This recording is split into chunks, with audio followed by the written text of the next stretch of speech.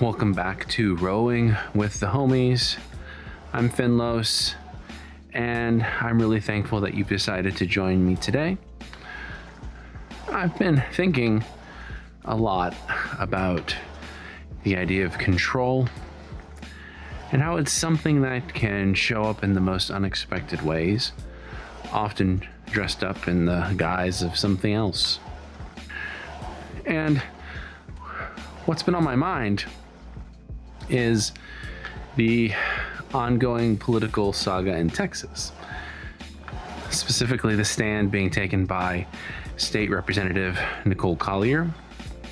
And if you haven't been following the goings-on of the Texas legislature, the story is that a group of Democratic lawmakers left the state to deny a quorum and block a vote on a new, highly contentious redistricting plan.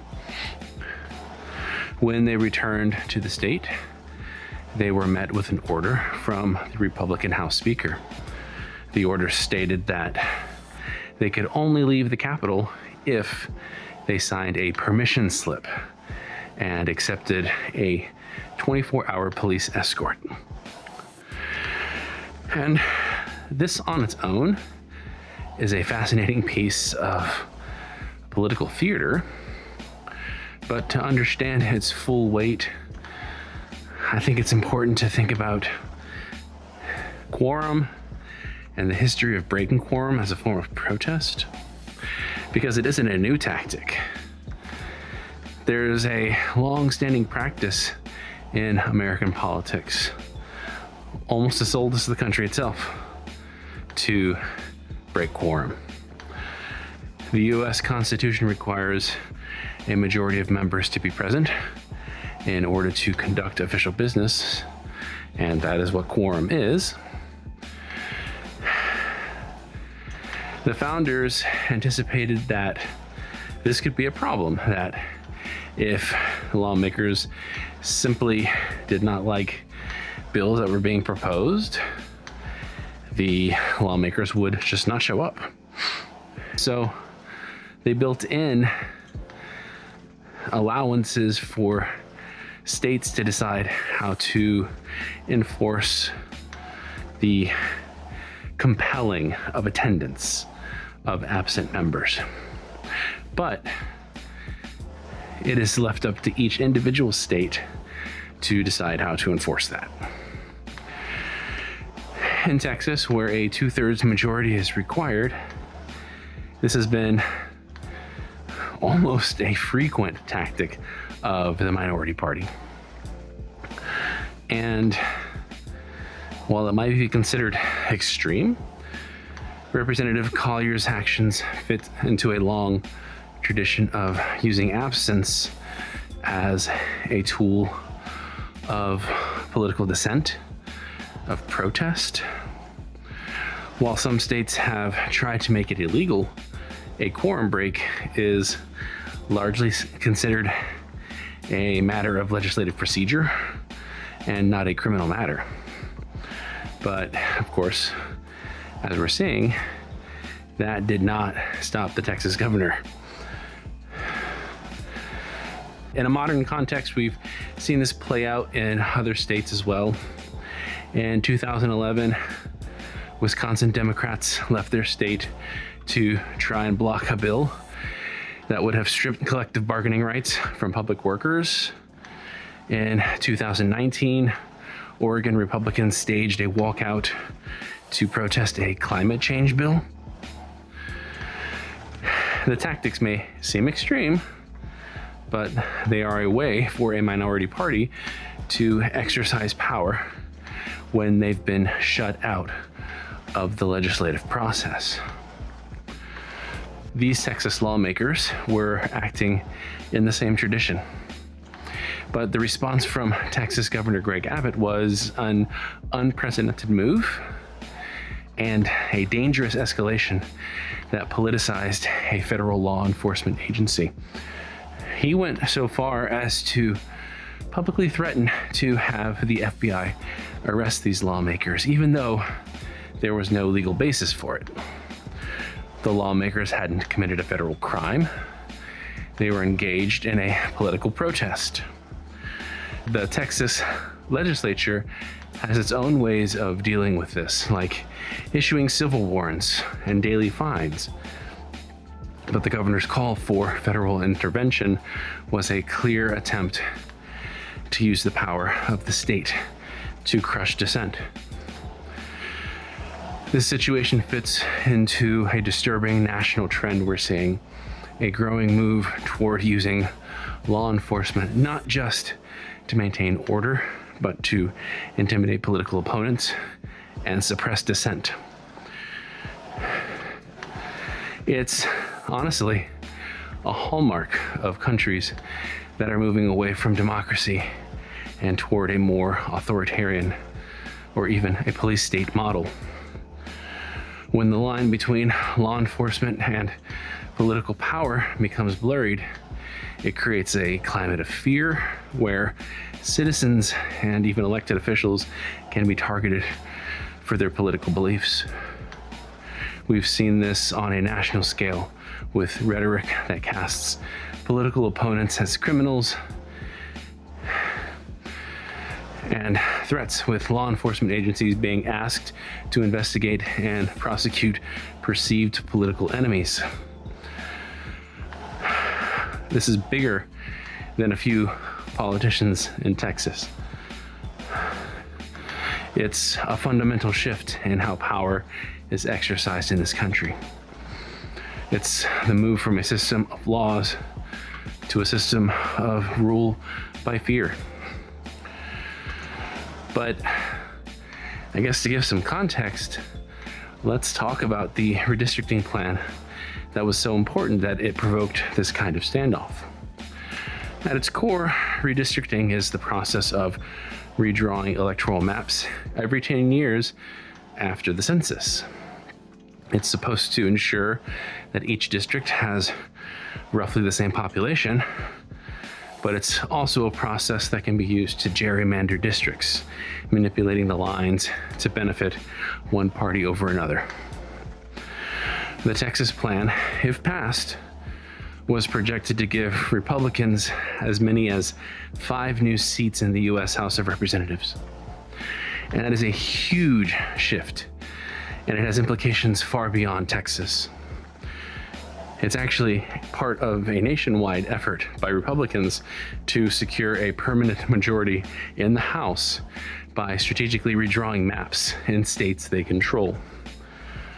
By manipulating the maps, the party in power can dilute the voting strength of minority communities and make it virtually impossible for the opposition to win.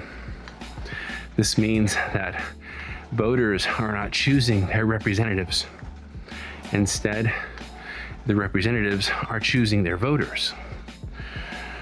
And it's a profound attack on the very concept of democracy. And it has implications for every single American. The Texas lawmakers who fled knew this. They were not just fighting for their party, they were fighting for the integrity of their constituents' votes. So when Representative Collier refused to allow a 24-hour police escort, she wasn't just taking a stand against a minor logistical demand. She was refusing to be treated like a criminal for fighting for her constituents. A police escort is usually a form of protection, a symbol of a public official's importance and safety.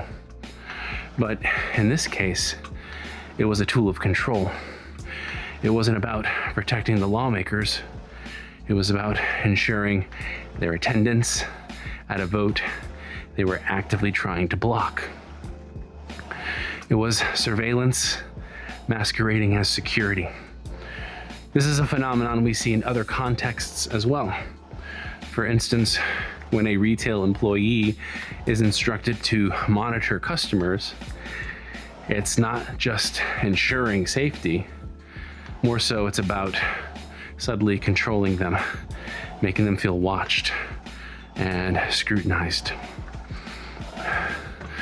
Most of the returning representatives, while protesting the measure, ultimately signed the slips, allowing themselves to be escorted by law enforcement.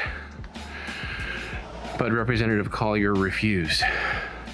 She said she wouldn't sign away my dignity as a duly elected representative. Instead of accepting the escort, she remained in the House chamber, where she set up a live stream, describing herself as a political prisoner.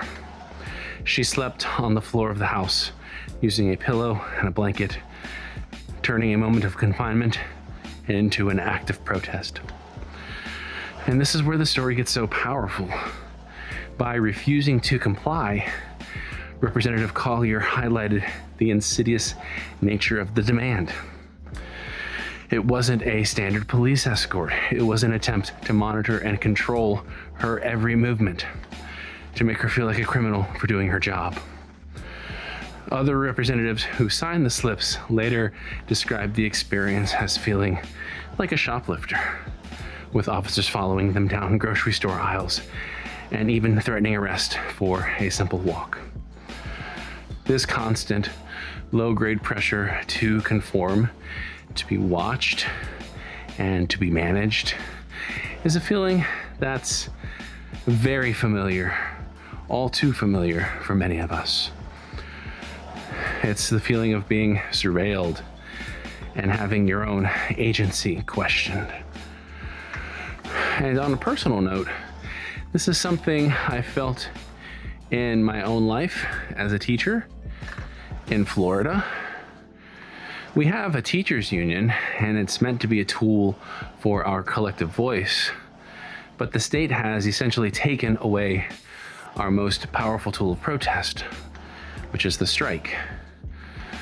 Florida statutes explicitly say no public employee or employee organization may participate in a strike against a public employer. State employees and unions, including teachers, are threatened with fines and really the loss of teaching licenses if they walk out. And while we can hold rallies and negotiate, the ultimate tool of dissent, the one that would truly disrupt the system and force change, is off the table. And this is a similar principle to what happened in Texas, just in a different form. The Texas governor used the state's power to try and compel lawmakers' attendance. The state of Florida, in a more subtle but equally effective way, has used its institutional power to preemptively crush any meaningful dissent from teachers.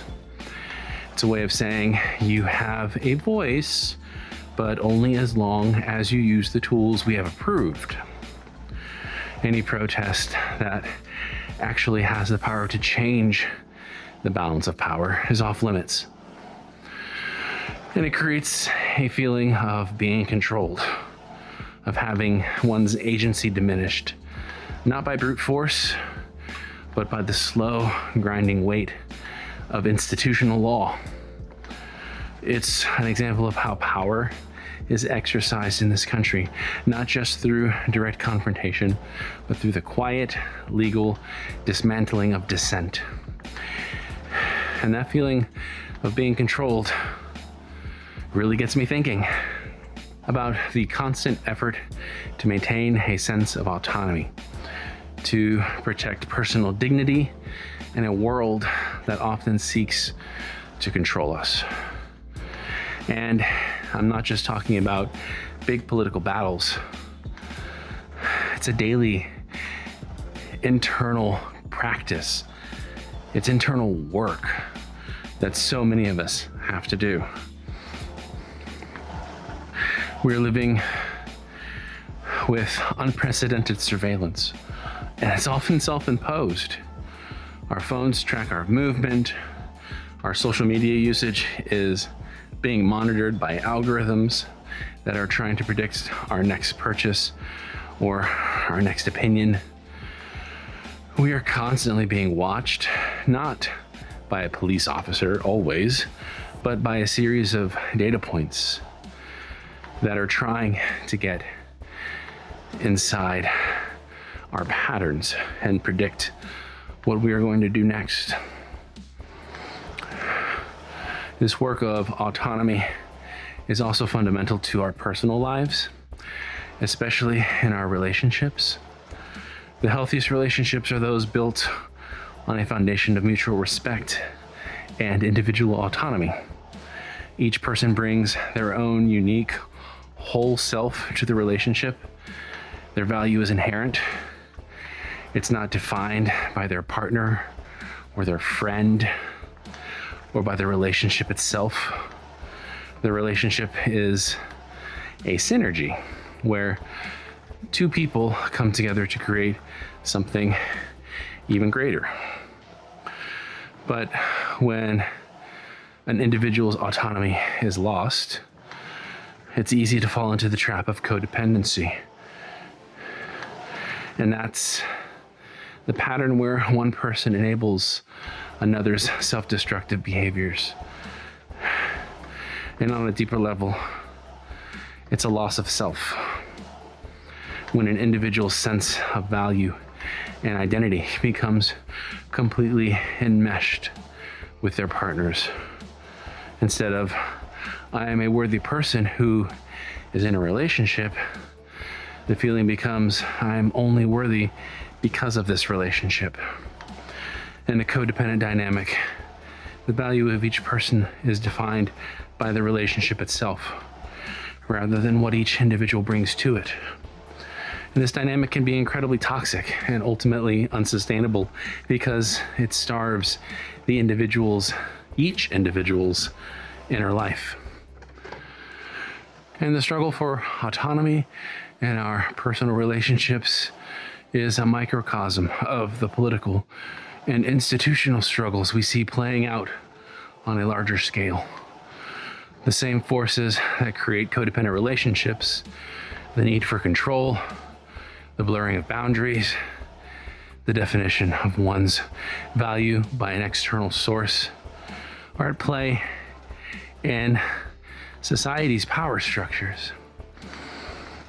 And this is also where we can talk about the psychological concept of learned helplessness.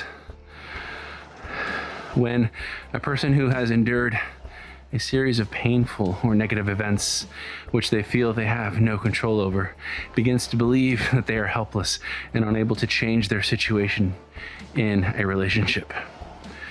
And it can manifest when a person repeatedly tries to change a dynamic but is met with resistance or failure.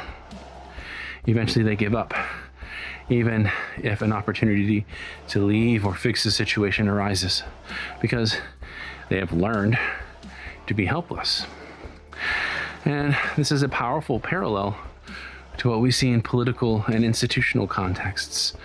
When a group of people is repeatedly told that their vote doesn't matter, that their dissent is futile, or that their voice will never be heard, they can develop a sense of collective learned helplessness.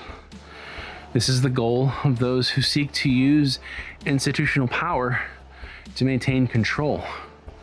When the citizenry feels powerless, they stop trying to change things, and the powerful can rule without opposition. And institutional power is the ability of an organization to influence behavior and enforce norms even without force. And it sometimes seems invisible, but it's incredibly potent. Consider how institutions have historically shaped our understanding of gender, race, and culture. For example, for a long time, the only stories we heard about people of color were those told by the dominant culture. And those stories often reinforced stereotypes and limited the autonomy of those communities.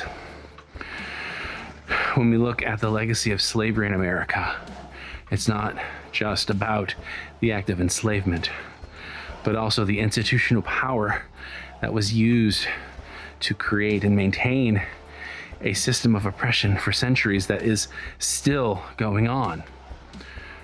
Now, we see this playing out in real time.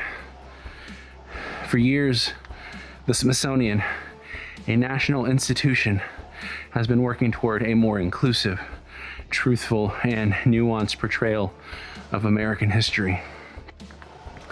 They've created museums and exhibits that highlight the contributions of people of color, of women, and other marginalized groups.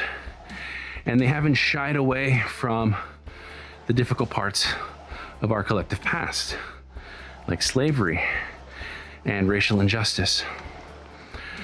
But now, the president has publicly demanded that the Smithsonian change its exhibits, claiming they are too woke and not patriotic enough. He has said that the museums are out of control and has even threatened to use his attorneys to go through the museums and ensure the exhibits align with his vision of American history. And this is a direct attack on the autonomy of the Smithsonian. The institution was founded as an independent entity, a trust designed to be a repository of knowledge and history, not a political tool. By demanding that the Smithsonian change its exhibits to fit a particular political narrative, the president is attempting to use institutional power to control the national narrative. He's not just pointing out a disagreement over how to tell a story. It's a battle over who gets to tell the story and what stories are allowed to be told. It's a fundamental challenge to the dignity and autonomy of the historians and researchers who have dedicated their lives to seeking and telling the truth. The work of autonomy is still difficult. It still requires us to actively question why we are doing something, to resist the easy path of compliance, and to fight for our rights to make our own choices. We can't just read the news anymore. We have to be active and diligent participants in the creation of our own informed realities.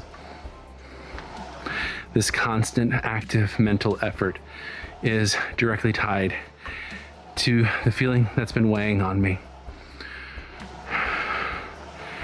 And today, depression feels like the weight of being watched.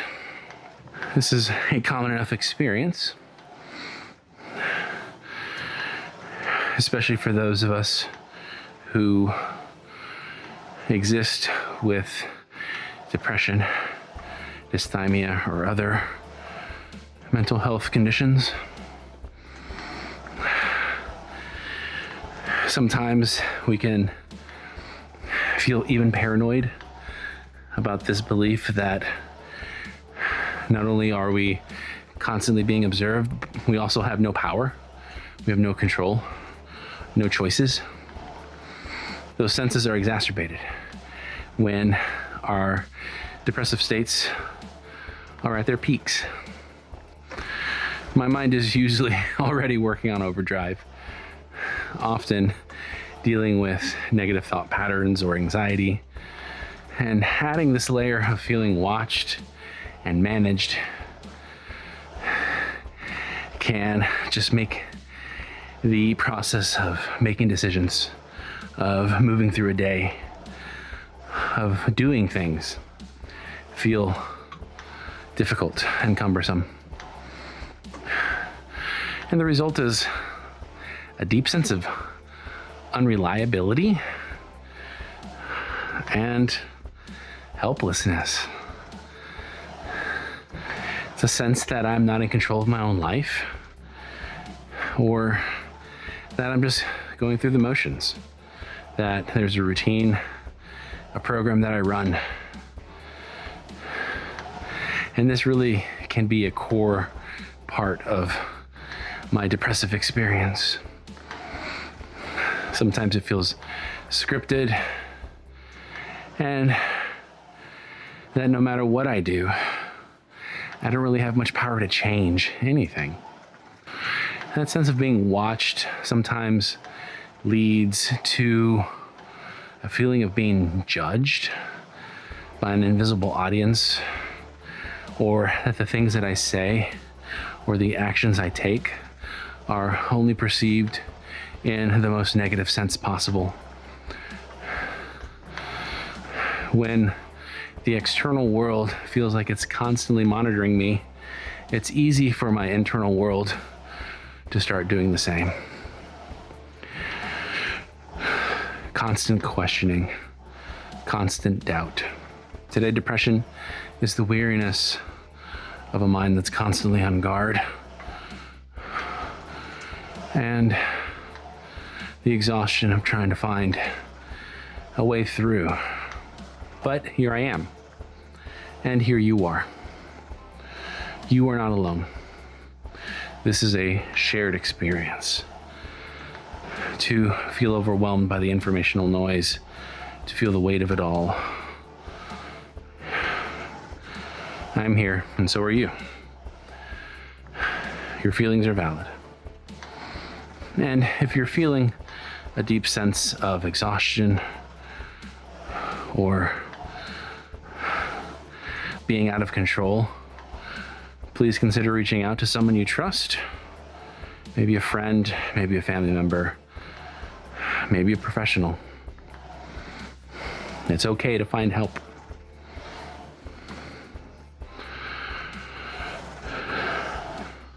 And to start wrapping things up, I want to kind of tie everything together in a different way today. When I look at all these examples, the Texas quorum break, the lack of a strike option for Florida teachers, the attack on the Smithsonian, and the broader sense of surveillance and codependency,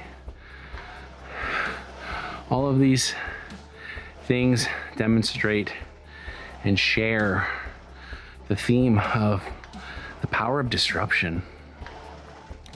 In all those examples, the individuals or groups were seeking to disrupt an established order. The Texas lawmakers disrupted a vote.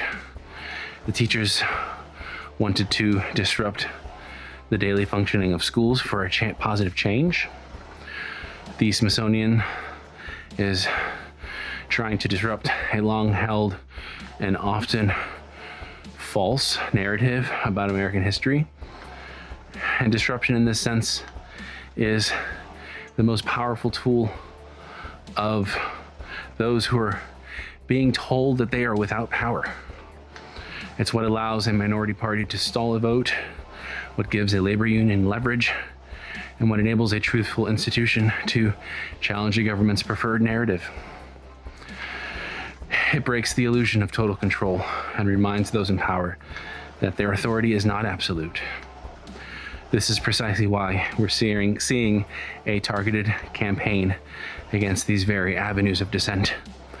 The goal isn't to win a legislative battle or a political argument.